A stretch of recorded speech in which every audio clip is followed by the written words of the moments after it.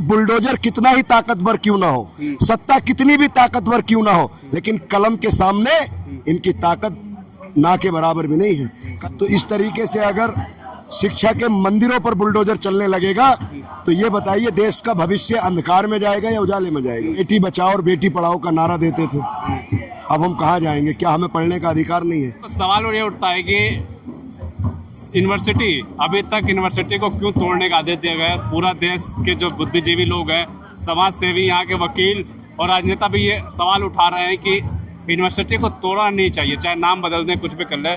तो हमारे साथ फिरोज गामा है, समाज सेवी है, इनसे बातचीत करेंगे। गामा, पहले तो स्वागत है आपका। जी बहुत बहुत शुक्रिया। बिल्कुल, रामपुर से आप भी हो। रामपुर में जिस तरीके से ये आदेश आया है 38 बिल्डिंग अवैध तोड़ा जाएगा जौहर यूनिवर्सिटी। देखिए ये हवाला दिया गया है कि नक्शा पास नहीं है। देखिए पहले वो क्षेत्र जहाँ यूनिवर्सिटी बनी हुई आरडीए के अंतर्गत नहीं आता था, वो क्षेत्र जिला पंचायत के अंतर्गत आता था।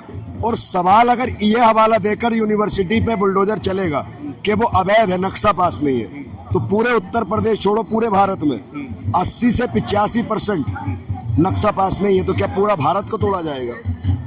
सवाल यहाँ आजम खान का है, आजम खान की यूनिवर्सिटी है। देखिए आजम खान से राजनीतिक मतभेद हैं, ठीक है, उन्हीं मतभेदों के चलते वो जेल में है, तमाम मुकदमे हैं उन पे, उनका बेटे अब्दुल्ला भी जेल में है, उनकी विधायकी चली गई दोनों पिता पुत्र की।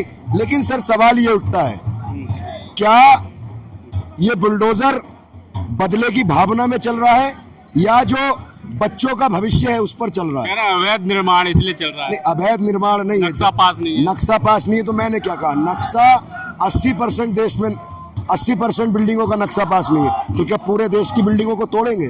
देखिए सवाल सर वहां पर विश्वविद्यालय का है। आज चित्रा त्रिपाठी जी ने भी कहा है कि यूनिवर्सिटी में इस तरीके से नहीं होना चाहिए। देखिए वो देश का भविष्य तय करेगी, वो एक महज इमारत नहीं है, वो सीमेंट या ईंट से बनी हुई नहीं है, वहाँ बच्चों के सपने हैं, बच्चों के उम्मीदें हैं, भारत का भविष्य है, वहाँ से भारत का भविष्य तय होगा, वहाँ से बच्चे देश का नाम रोशन करेंगे, देश को डॉक्टर मिलेंगे, इंजीनियर मिलेंगे।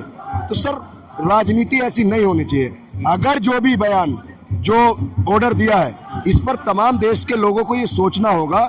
मांग करते हैं सुप्रीम कोर्ट जाए और इस पर स्टे लिया जाए, क्योंकि अगर कोई कमी है, कोई पेपर वर्क है, तो उसको बैठकर सुलझाया जा सकता है। देश में हजारों स्कूल बंद हुए, शिक्षा के लिए लोग सड़कों पर हैं, शिक्षा बचाने के लिए वो लोग भूख हड़ताल कर रहे हैं। अब ये बताइए अगर यूनिवर्सिटी पर ही बुलडोजर चल जाएगा तो उन बच्चों के भविष्य का क्या होगा? एक लड़की है आजम खान की यूनिवर्सिटी की, उसकी एक अपील हुई है, उसने कहा है कि बेटी बचाओ और बेटी पढ़ाओ का नारा देते थे, अब हम कहाँ जाएंगे? क्या हमें पढ़ने का अधिकार नहीं है? तो इस तरीके से अगर शिक्षा के मंदिरों पर बुलडोजर चलने लगेगा तो ये बताइए देश का भविष्य अंधकार में जाएगा या उजाले में जाएगा?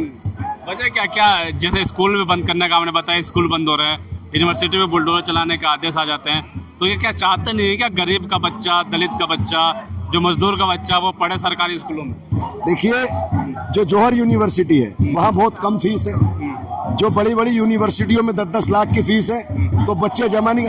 पूरे जो किसानों के, मजदूरों के और गरीब तबके के लोग उसमें अधिकतर पढ़ाई करते हैं। तो अगर अपना भविष्य बनाने के लिए अगर वो पढ़ाई कर रहे हैं तो सरकार 40 इमारतें हैं, उसमें से 38 अवैध बता रही है।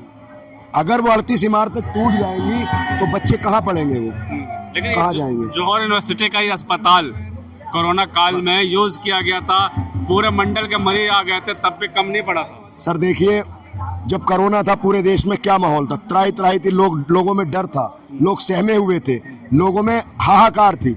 जब पूरे मुरादाबाद मंडल में जब कोरोना के पेशेंटों को वहाँ शिफ्ट किया गया तो उसी यूनिवर्सिटी ने कितने लोगों की जान बचाई। देखिए हम ये नहीं कह रहे, सवाल यूनिवर्सिटी का है, विश्वविद्यालय का है, शिक्षा के मंदिर का है, वहाँ सभी लोग पढ़ते हैं, भविष्य, भारत का भविष्य तय होगा। इस हिसाब से तो पूरे जो इमारतें हैं, तमाम यूनिवर्सिटी है, किसी का भी नक्शा पास नहीं है, तो क्या सबको तोड़ेंगे?